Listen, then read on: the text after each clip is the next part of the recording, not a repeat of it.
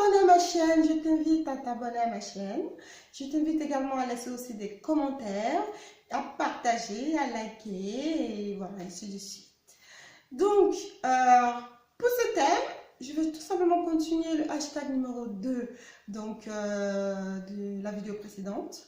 Alors, comme je disais, il faudrait que les sexes-fringues fassent l'effort de pouvoir trouver l'amour réciproquement, parce que ça va être une certaine situation qui va vraiment perdurer et au bout d'un moment ils vont se sentir mal, ils ne vont pas décider du couple, d'être en couple et vice versa, parce que ça ne sera pas tout à fait synchro en fait au niveau de leurs sentiments. Si c'est le cas, c'est parfait. Si c'est le cas, c'est parfait. Dans ce cas là, voilà, vous formez votre couple et puis vous vivez votre amour.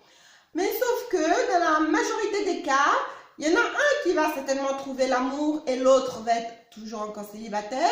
Il se passe quoi? C'est que c'est ton ami à la base, tu es habitué à lui, habitué à passer du bon temps avec lui et tu vas avoir quand même envie de le voir. Donc toi, tu as trouvé quelqu'un, tu continues de voir donc ton sexe-fringue qui devait certainement être ton ex-sexe-fringue.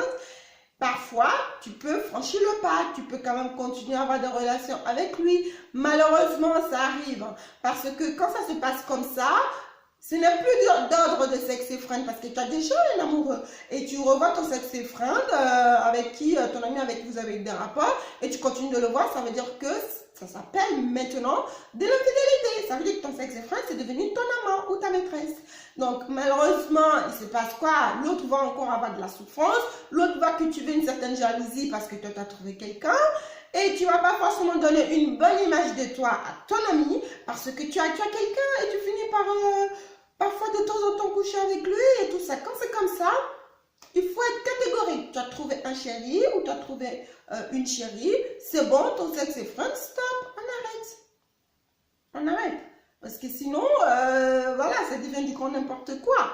Donc, ce qui se passe, c'est que malheureusement, ça va apporter une certaine souffrance tôt ou tard. Tôt ou tard, ça apporte une souffrance. Alors, vous les adolescents qui me regardez, qui écoutez ma vidéo sur ce thème-là, qui commencez une relation amoureuse avec vos petits chéris, ou etc., etc., il faut vraiment bannir l'esprit d'avoir un sexe fringue. Hein. Cet état d'esprit-là, il faut le bannir, cette idée-là, il faut l'enlever de votre tête. Parce que pour pouvoir vivre ce genre de relation, il faut avoir tout un tas d'expérience, quelque part. Il faut se connaître personnellement. Il faut être assez clair et net dans ses choix.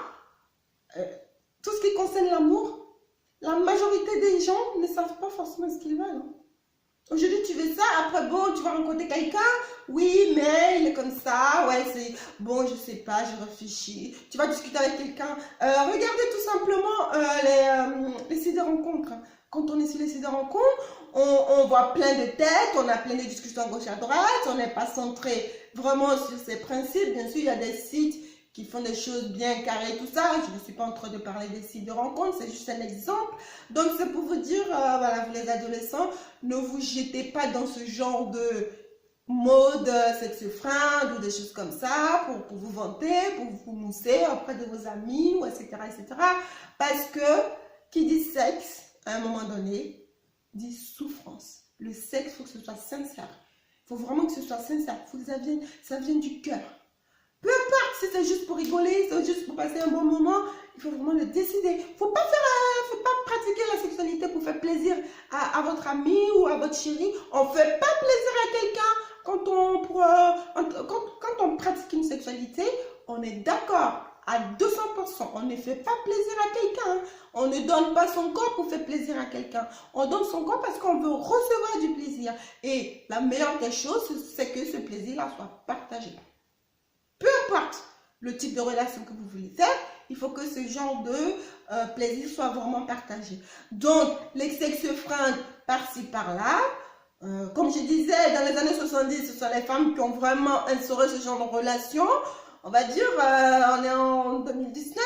Donc maintenant, c'est à vous de voir si vous êtes prêts à vivre ce genre de choses. Vraiment, allez-y. Mais si vous n'êtes pas prêts du tout, ne le faites pas. Parce que vous allez gâcher une amitié qui pourrait être très très bien. Parce que Dieu seul sait que avoir des bons amis, c'est compliqué.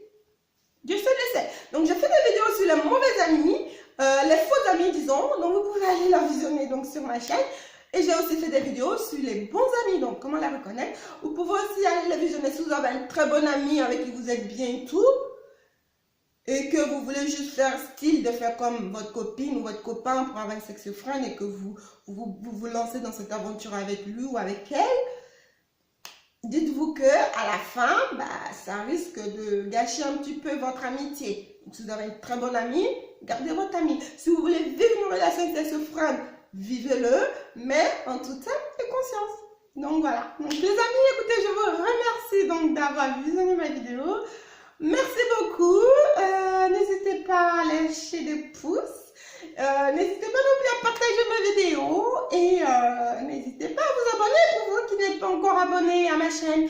Parce que bah, il y a encore tout un tas de thèmes à venir et tout ça. Et comme je disais dans la description, donc au niveau de ma chaîne, que d'ici dans le futur proche, il y aura aussi des astuces. Donc des astuces pour rester jeune, pour rajeunir et pour tout simplement garder une peau, disons, presque de bébé. Voilà.